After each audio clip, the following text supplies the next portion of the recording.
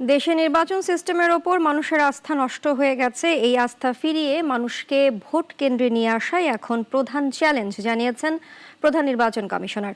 রংপুরে এক মতবিনিময় সভায় তিনি এসব কথা বলেন। রংপুর থেকে ফাহাদ হোসেন সাহসের পাঠানো তথ্যচিত্রে সাইফুল শাহিনের রিপোর্ট। ত্রয়োদশ জাতীয় সংসদ নির্বাচনকে সামনে রেখে রংপুরে মাঠ প্রশাসন ও আইন শৃঙ্খলা বাহিনী সহ নির্বাচন সংশ্লিষ্ট কর্মকর্তাদের সঙ্গে বৈঠক করতে 3 দিনের সফরে রংপুরে সিইসি এএমএম নাসির উদ্দিন। সকালে রংপুর আঞ্চলিক নির্বাচন কার্যালয়ে অনুষ্ঠিত হয় মতবিনিময় সভা।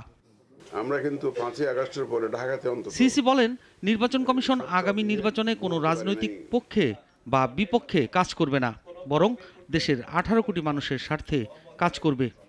যে ইলেকশন আসতে আসতে দেখবেন ইলেকশনের তারিখ দিনক্ষণ গণে আসতে আসতে ইনশাল্লাহ আমার বিশ্বাস অবস্থার আরও উন্নতি হবে। আমরা সবাইকে নিয়ে আইন শৃঙ্খলা বাহিনী সবাইকে নিয়ে আমরা ইনশাল্লাহ এমন একটা পরিস্থিতির তৈরি করতে চাই যেখানে মানুষ শান্তিপূর্ণভাবে নির্ভয়ে পছন্দের প্রার্থীকে যাতে ভোট দিতে পারে সেই ধরনের একটা পরিস্থিতি আমরা সৃষ্টি করতে চাই। সিসি বলেন, কমিশন চায় যেন শান্তিপূর্ণ ও নির্ভয়ে মানুষ পছন্দের প্রার্থীকে ভোট দিতে পারেন। মানুষ ভোট কেন্দ্রে যাওয়া ভুলে গেছে, তাই তাদের ভোট কেন্দ্রে নিয়ে যাওয়াই কমিশনের চ্যালেঞ্জ। বিশেষ পরিস্থিতি সৃষ্টি হয়েছে দেশে গত বছরের সেই জুলাই আন্দোলনের পর থেকে যে অবস্থার সৃষ্টি হয়েছে আপনারা দেখেছেন।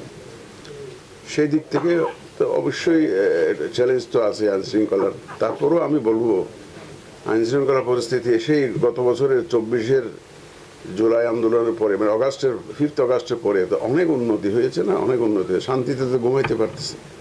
একটি অবাধ, সুষ্ঠু ও নিরপেক্ষ নির্বাচন করাটাই সরকার ও নির্বাচন কমিশনের প্রধান চ্যালেঞ্জ বলেও জানান সিসি।